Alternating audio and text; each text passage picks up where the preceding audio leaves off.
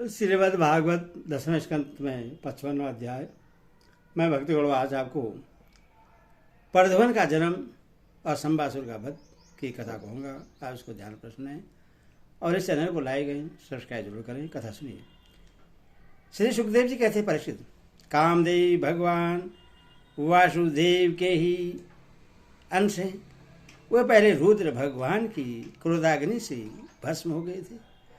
अब फिर शरीर प्राप्ति के लिए उन्होंने अपने अंशी भगवान वासुदेव का ही आश्रय लिया। वे ही काम अब की बार भगवान श्री कृष्ण जी के द्वारा रुक्मिणी जी के गर्भ से उत्पन्न हुए और प्रद्युम्न नाम से जगत में प्रसिद्ध हुए। सौंदर्य, वीर, सौशील्य आदि सद्गुणों में भगवान श्री कृष्ण से वे किसी प्रकार कम न थे। बालक प्रद्युम्न अभी 10 दिन के भी न हुए थे कि कामरूपी संभ्रासुर वेश बदलकर श्रुति का ग्रह से उन्हें हर ले गया और समुद्र में फेंक कर अपने घर लौट गया। उससे मालूम हो गया था कि यह मेरा भावी शत्रु है। समुद्र में बालक प्रद्युम्न को एक बड़ा भारी मत्स्य निगल गया।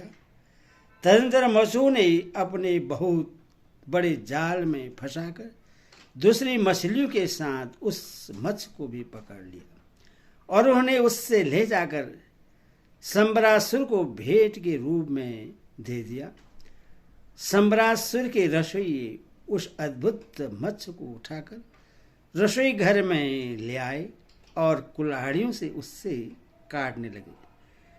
रसोई ने मत्स्य के पेट में बालक देखकर उससे संबरासुर की दासी मायावती को संपित किया। उसके मन में बड़ी शंका हुई। जब नारद जी ने आकर बालक का कामदेव होना, श्री कृष्ण की पत्नी रुक्मिणी के गर्भ से जन्म लेना, मत्स्य के पेट में जाना, सब कुछ कह सुनाया। प्रसिद्ध हो मायावती कामदेव की यशस्विनी पत्नी रति ही थी।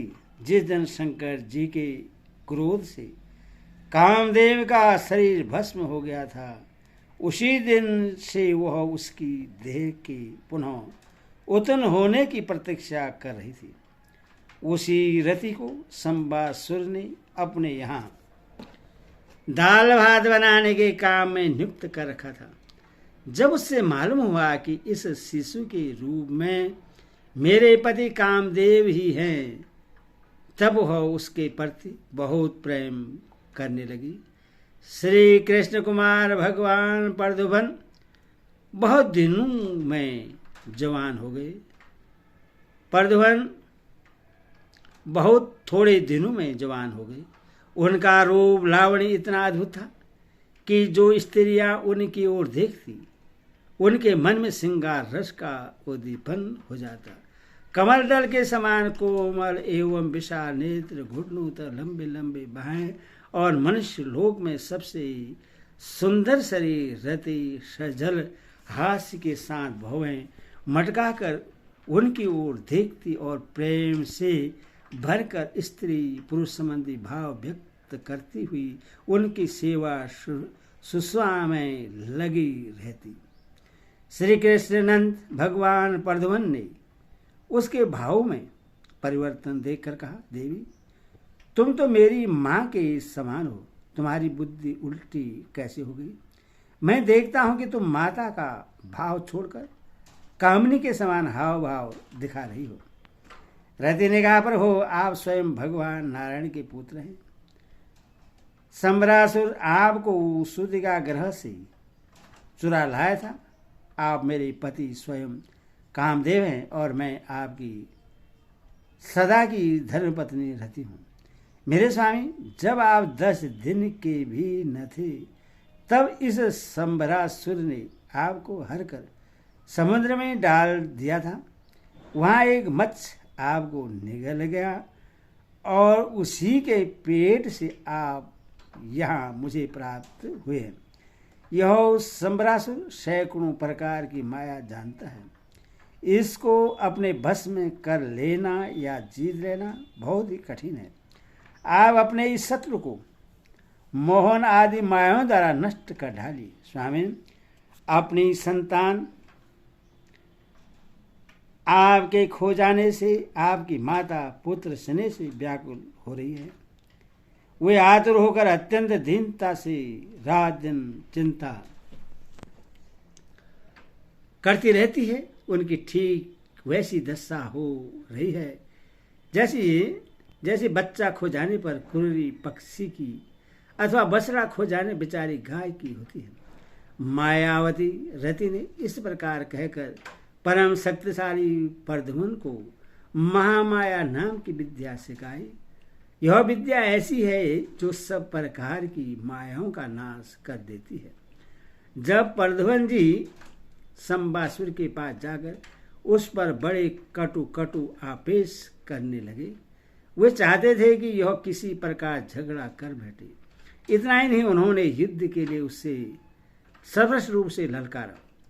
प्रद्युम्न जी के कटु वचनों की चोट से शंबासुर तिलमिला उठा, मानो किसी ने विषैले सांप को पैर से ठोकर मार दी हो। उसकी आंखें क्रोध से लाल हो गई।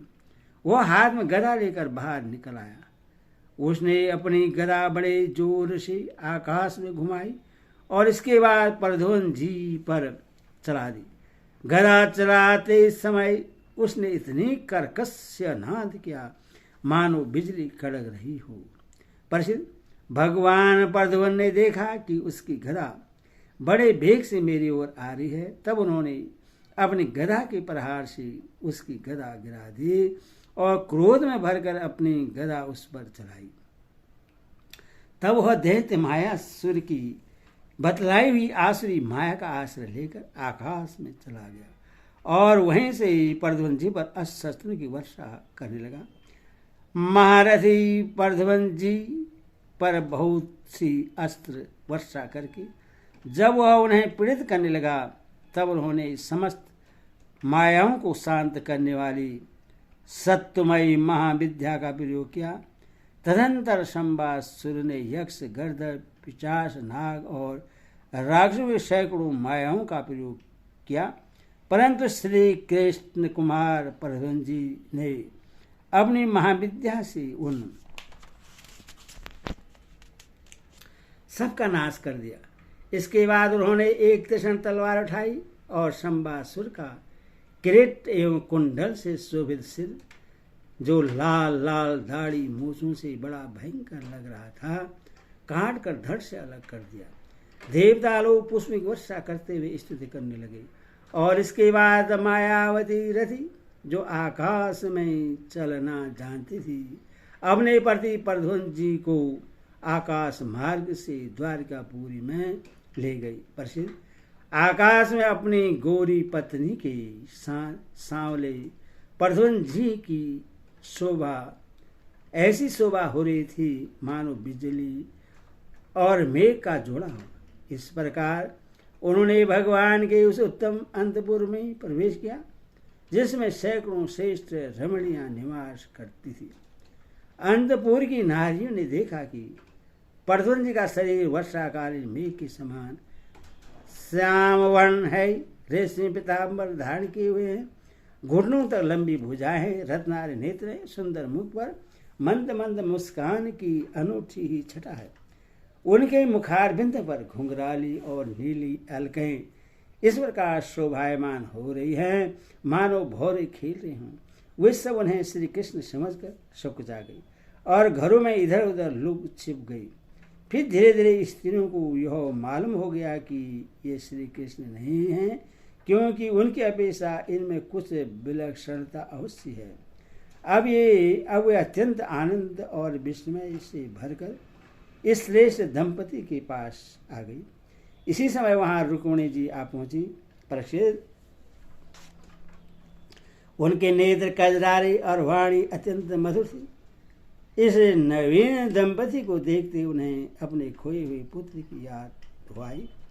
वाल स्नेह की अधिकता से उनके स्तनों से दूध झरने लगा। रुक्मिणी जी सोचने लगी, यह नररत्न कौन है यह कमल नयन किसका पुत्र है? किस बड़ भागिनी ने इससे अपने गर्भ में धारण किया होगा? इससे यह कौन सौभाग्यवती पति रूप में प्राप्त हुई है? मेरा भी एक नन्हा सा शिशु खो गया था, न जाने कौन उससे श्रुति का ग्रह से उठा ले गया। यदि वह कहीं जीता जागता होगा तो उसकी अवस्था रूप इसी के समान हुआ होगा।